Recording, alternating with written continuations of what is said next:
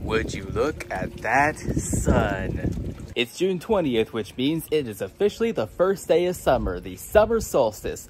But for those of you who are just so obsessed with Halloween, as clearly I am, it's the first day of Summerween. So for this video, I'm going to give you guys some little ideas of ways to celebrate Summerween. You know, ways to really get into the spooky season as you await all the Halloween stuff actually coming out in, now it's August. A lot of stores are bringing it out in August, but also in August and more of September.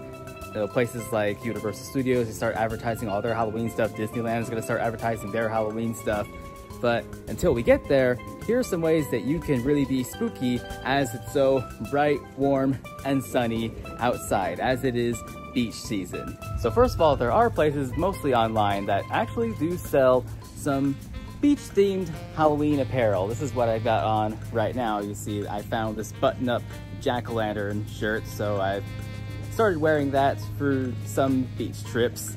You know, it's a bit more summer appropriate than just wearing fall stuff, so it's too hot to wear my fall outfits in the summer, even to the beach, even though some beaches tend to get a lot cooler than others, but still, this is more appropriate for the beach. But I also have this.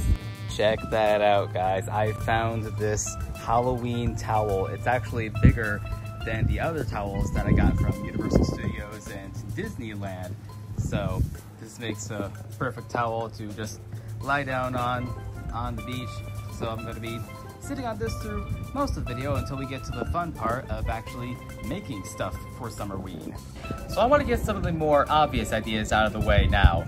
Now there is, of course, at the last weekend of July every year, there's the Midsummer Scream Convention, which is this big Halloween convention that we went to last year, so you can see the video there of what that was like. But I had a lot of fun at that, but of course that is one of the more pricier things to do, so that might be a little too difficult for you if you maybe live in another state or just don't have a whole lot of money to spend on going to a convention. So if you don't, there is always the idea of watching summer-themed horror movies. So I've got my laptop out here for some of those ideas. What do we have here? Oh, here we go, The Lost Boys. Great vampire 80s classic. As campy and cheesy as it is, it's still fun to watch for the summertime. It was released at the very end of July 1987. Filmed in Santa Cruz, but they called it Santa Carla because Santa Cruz didn't want to be referred to as the murder capital of the world. But still, a great, fun, hokey vampire movie to watch in the summertime. And what else do we have? Oh, of course, one of my all-time favorite movies, Jaws. The shark movie, the movie that put Steven Spielberg on the map. Now, all these people who've gathered in Amity Island to celebrate the 4th of July, and then they just keep getting eaten by this mechanical shark when the mechanical shark actually worked. So yes, it was made in the 70s. It is, oh God, how old is it now? Is it a 50-year-old movie now? I think it is a 50-year-old movie now. 1975, if my math is right. Yeah, I think it is a 50-year-old movie. But still, a great classic. Better than a lot of the other shark movies that we see where the sharks are all CGI. So that is probably one of the best summer horror films to watch. I also cannot forget about the Friday the 13th series, and I mean the original one from the 80s, not all the sequels that kind of got away from the whole Camp Crystal Lake element, starting from Jason Takes Manhattan, and there's a lot of reasons why people don't like that one. But the other ones, 1 through 7, they're at least, well, 5 is set somewhere else. I think they mentioned Camp Crystal Lake, but the ones outside of 5, I mean, so 1, 2, 3, 4, 6, and 7, those were at least set at Camp Crystal Lake. I know that for sure. And it's all about these guys trying to set up a summer camp at this place where people keep dying, or they set up camp somewhere adjacent to Camp Crystal Lake and then they try to change the name, but nothing worse. Jason just keeps appearing and just cutting people's heads off, just chopping people up in classic horror movie fashion. So that's another fun series of 80s films to watch to be spooky in the summer. And then I also have one from the 90s here, which is called I Know What You Did Last Summer. That is, I don't know if I want to say it's a classic, but it's a fun kind of slasher movie to watch from the 90s, starring Freddie Prinze Jr. and Sarah Michelle Gellar before they got married. that's another one to watch that's not set on the beach, but it is set during the summer, obviously, as I know what you did last summer. It's set around 4th of July, and it's set on the East Coast, which is pretty different from most summer-themed movies in general, not even just summer-themed horror movies. Although Jaws is set on the East Coast too, so I Know What You Did Last Summer is not entirely alone. But that's another fun 90s slasher horror movie to watch if you don't take it too seriously. Now, there are certain vacation spots where summer is their peak tourist time that will actually show some of these movies on their property. They'll show it on the beach, or in Jaws' case, they'll show it right by the water, so you can actually sit in those little floaties on the water and watch a shark movie. There's a good reason why a lot of people won't do that. I think even I heard about one of those showings, somebody decided to pull a prank and actually go snorkeling as people are watching the movie, and anytime the shark would attack, they just like go and just jab people's butts through the floaties so they get scared and think it's a shark.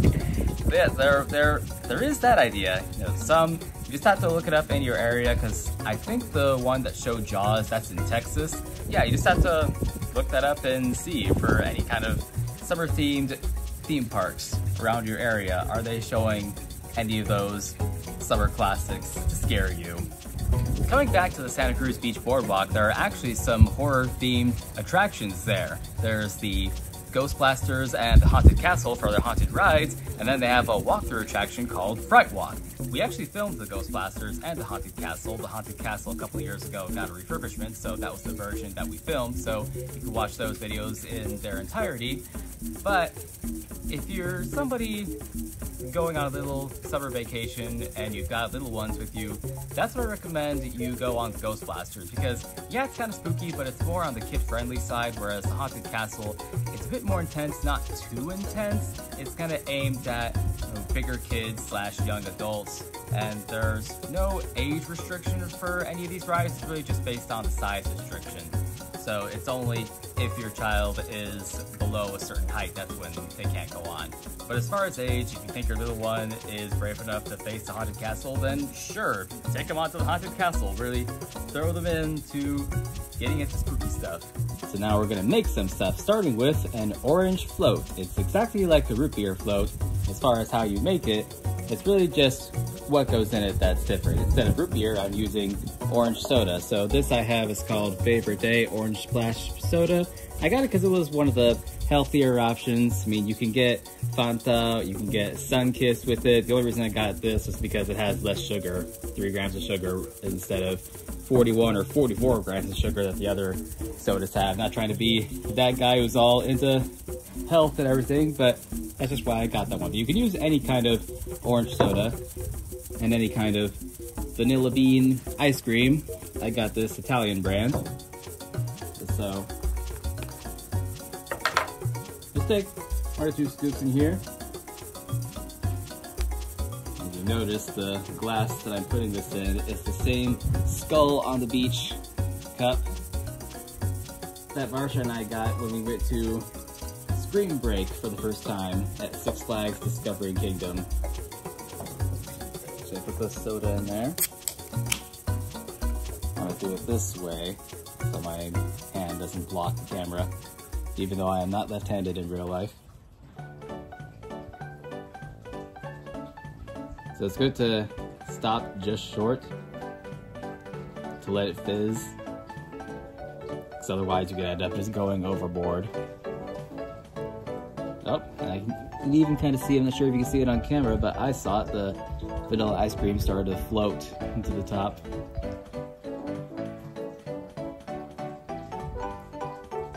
And just like a root beer float, just enjoy it with a straw or spoon, or both, as I probably will. And now for the main event, we are going to carve a jack-o'-lantern out of a watermelon. Yes, you heard that right. A jack-o'-lantern out of a watermelon. Probably the fruit of the summer, or as I'm calling this, instead of a jack-o'-lantern, a summer lantern. Now, we carve this a similar way that you would carve a pumpkin into a jack-o'-lantern. You of course need the fruit in question. I've got a bowl here to put everything that's on the inside in there. And I have my pumpkin carving tools. right here. So let's get started. I do want to also say that if you're a young one watching this, then make sure to have an adult with you just because of all the sharp objects nearby. So first off, just pick any end of the watermelon to cut an opening into. As you can see, there's clearly going to be a lot of fluid coming out. It is a watermelon after all. There's a nice piece of watermelon right there. And I'm gonna cut off that piece because it's still perfectly good watermelon. I don't want it all to go to waste. As much of the watermelon as you can, you should save because it's still very good fruit. It's good tasting and it's good for you. So you got your hole. Let's go turn it over. Make sure to hold it carefully. Well, this one actually stands up on its end. So next, you gotta take any spoon, preferably a big one, so something can really get in there, and hollow out your watermelon. If you have to start with a smaller spoon, then do that.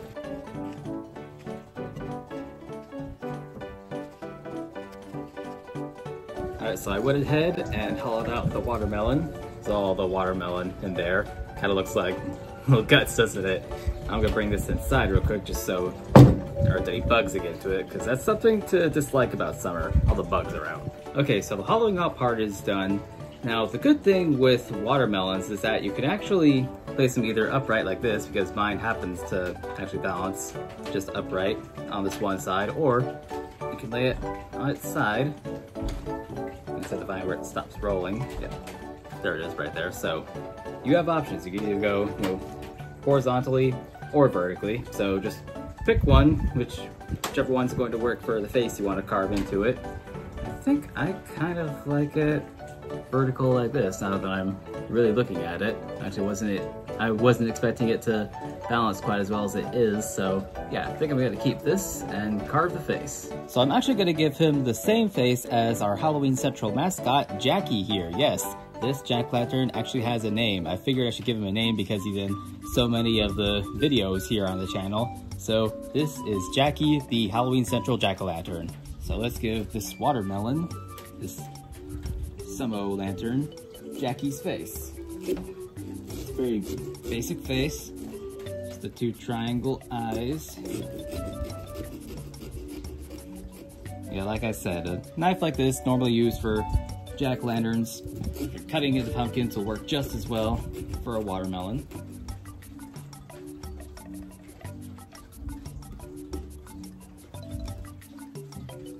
There we go. This first eye.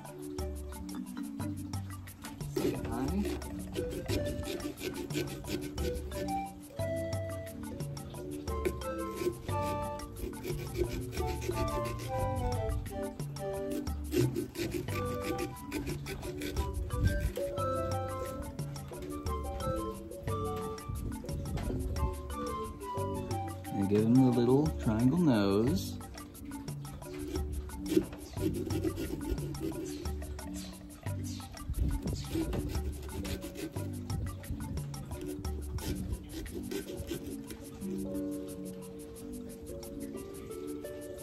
Now finally the very simple mouth, just so he can have a big smile like Jackie.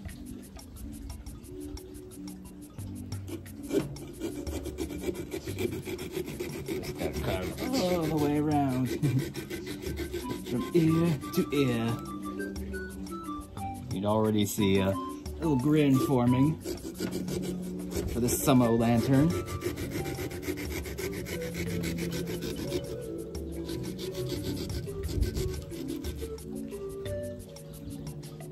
And look, a little piece of watermelon that you can eat too. And there we go. There's our Summer lantern made from watermelon, because it is not time to grab pumpkins yet, but it is time to grab watermelons. So you can place the candle in there. I wouldn't eat the watermelon after that. I'd also recommend, if you still have any of those, there we go. If you still have any of the battery operated little fake candles, those will go even better than putting real flame inside a watermelon, or pumpkin for that matter, just if you have it. Yeah, there is the summer lantern. Flash forward to nighttime, and I put an actual candle inside my summer lantern, and is this cool or what? Just look at how red it's glowing, and you know, the glowing red. Yeah, it looks a little pinkish too, but I think this, oh, even the motion sensor lights can go off. Looks really cool. Ooh. Now I'm spooky for the summertime. Spooky summer nights. Well, that wraps up this video. Now there's nothing else to do but to kick back and enjoy Summerween. Remember to live Halloween, everybody, and I'll see you next time.